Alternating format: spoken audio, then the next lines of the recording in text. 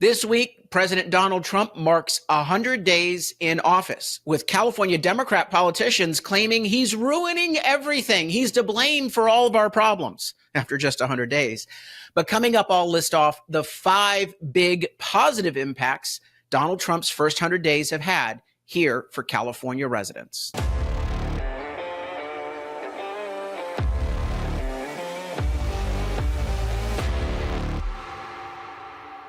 I'm Carl DeMaio, chairman of Reform California and a California state representative representing District 75 in the state assembly. This week marks 100 days in office for President Trump. And a lot of the Democrats have spent the 100 days doing nothing but attacking Trump, suing him, and blaming him for all the problems that they have created over the last 20 years that they've been a supermajority party in control of state and local government out here. It's been quite remarkable to watch. Democrat politicians blame him for everything: the high cost of living, high crime, homelessness, bad schools. It's Trump being blamed for all of their problems. Again, the public's not buying it. And of course, we are seeing a lot of positive impacts in just the first 100 days on California residents from Trump's first actions in office. We're going to go through those top 5 positive impacts in just a moment.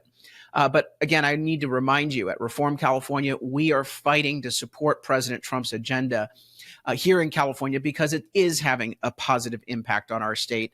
And we're fighting to end the Democrats' supermajority stranglehold control of state and local government.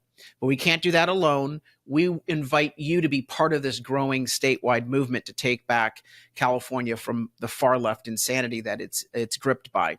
Go to our website right now, reformcalifornia.org, and sign up. At the bottom of that website, you can put in your first name, your last name, your email, your phone number, and your zip code, and we will get you information once a week on Fridays, our weekly news wrap. It breaks through the censorship of the liberal media to give you actual facts on what's going on in California news and politics. Also, you'll get our plain English voter guide with each election to know who's running for judge, who's running for school board, all of our endorsements, including a plain English description of all state and local ballot measures on your ballot. Remember, the politicians use false and misleading ballot titles to confuse voters. Plus, while you're on that site, please help us lead the fight to support good candidates, to get things like California voter ID on the ballot and pass that important initiative. Chip in a contribution at reformcalifornia.org to help us power this important work. All right, let's get to the issues on Trump's first 100 days. The Democrats, of course, have started out by attacking Donald Trump at every turn. And, you know, there is absolutely no surprise that the Democrats hate Trump. The Trump derangement syndrome really fires up their base. It's who can be the Trumpiest of them all. Here is a story where it basically shows California voters have Trump resistance fatigue, poll finds. This is from Politico, and it basically is a poll of California voters, and voters are saying, stop fighting with Trump, try to work with him. In the deep blue state of California, there is Trump resistance fatigue, according to all the data sets that we're seeing. Of course, the Democrats have spent taxpayer money suing Trump at every turn and also getting lawyers to protect, well, people who are not here legally in this country. $50 million was the bill that they passed in early January to, quote, Trump-proof California with all these lawyers and all these lawsuits. Completely a waste of money. And, of course, trying to derail a very positive agenda. So let me go through the 5 positive things that Trump has done already in the first 100 days in office. First up, and this alone is worthy of accolades. And if he just did this one thing, this alone will have the most substantial positive impact on Californians. And that is he has secured the southern border. He has absolutely put a brake on the uncontrolled flow of migrants into this country illegally. Take a look at this graph. It showed illegal crossings a year ago at 250,000 in 1 month. 1 year ago. it dropped down to 8,326, just 8,326. That is a substantial decline. That is a sea change, night and day difference. What does this mean in California? Just in the first 100 days, Donald Trump has secured that border. He has literally diminished the flow of illegal migrants. And as a result, we're going to have less crime problems, less overcrowding of our schools, less demand on social services, less 911 calls going to the border. We have an important expose coming up on that, some research that we've got in the next few weeks from our Doge California project. Stopping that open border is the most important thing that Trump has done in his first 100 days in office. It is remarkable, and it's not getting the credit from California liberal media that it deserves. And frankly, a lot of Republican politicians need to start speaking up, because this is a pretty big blanking deal, a positive thing that he's done for our state. Second impact that Trump has had, Trump has been, well, I'm sorry, before I go on from the border, Trump is not just stopping at what's going on at the border. He's wanting to change the dangerous immigration policies, pro-criminal policies that we have here in the state of California. He's going after sanctuary cities, and he's threatening their funding, their federal funding. These are discretionary grants that would go to cities to improve law enforcement. The Department of Justice has all of these grants, like the COPS grants programs. The question Trump is legitimately asking is, why should we give supplemental funding to a city that seems to not really care about public safety, doesn't want to cooperate and coordinate with the federal government? Why should we be giving them coordination grants, cooperation grants, incentives, when they're literally telling us, the federal government, they're not going to work with us when these criminals are released from jail? They don't get handed off to ICE so that they're deported from the country. This is common sense policy. Of course, California sanctuary cities, or a sanctuary state, all of them are howling, "Give us our money. We want the chum. More money so we can misspend." And they're suing Trump over this. And again, all these lawsuits that you're seeing, all these liberal judges, they are trying to bend over backwards to do, temporary restraining orders and stays, saying, I'm not deciding the case. But while we look at the case, Trump, you can't do that. They're basically saying, I'm not deciding the case, I'm not hearing the merits of the case, but I'm going to issue a temporary restraining order against the administration, stopping the implementation of their policy. Trump is, in many cases, just ignoring, which I think is brilliant. But this is a big impact that will continue to be felt here in California on the issue of immigration. Let's go on to the second big impact, and that is Trump is trying to stop the high-speed rail train boondoggle. It's an $8 billion project that has quickly turned into a $135 billion project. $4 billion were federal grant funds that have been completely misspent. So now Trump has said no more money, and we're going to go back and audit every penny that we've already given you that you've spent. And if you misspent any of that money, yep, California politicians, you're going to have to pay it back to the federal government. By removing federal funding, Trump has literally drop-kicked this program into insolvency. And you're going to see the politicians continue to throw your state taxpayer money to prop up this boondoggle, because it's never been about high-speed rail. Okay, this has been about a grift program so that their campaign contributors can get contracts and grants and payouts at your expense for a project that will never get built. And remember, it was supposed to be between Los Angeles and San Francisco high-speed rail. It was supposed to be done by 2020. Now it's between Merced and Bakersfield, or I don't know, Merced and Modesto, some small little portion of track that will never get finished, actually. The project will never get finished, and yet we're looking at, now $20 billion already spent. We're on track for a total of $135 billion.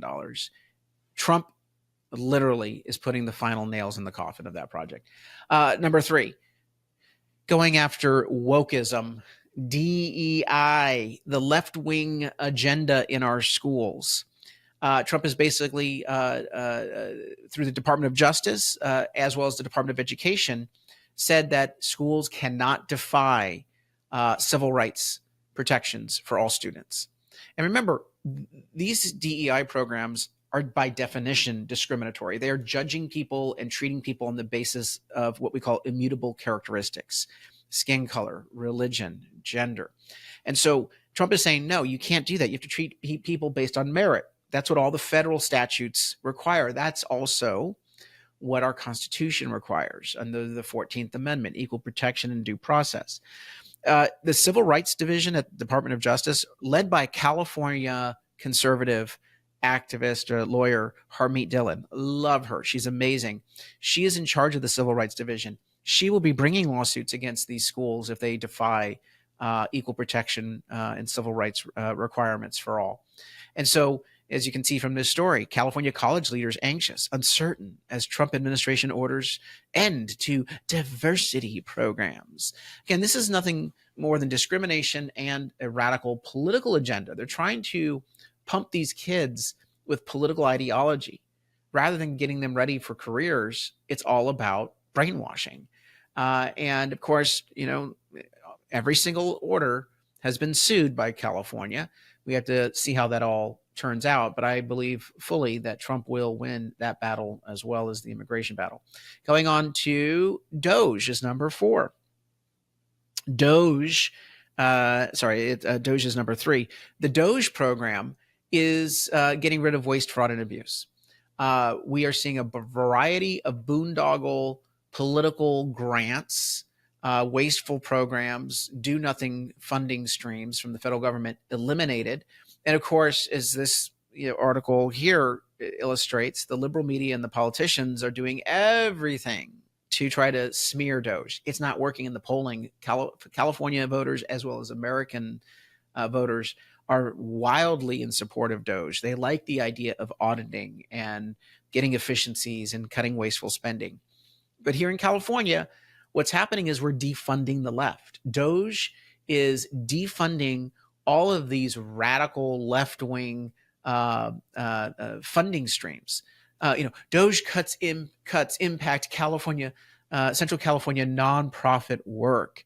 They say that Hands-On Central California executive director says AmeriCorps members are the lifeblood of nonprofit organizations.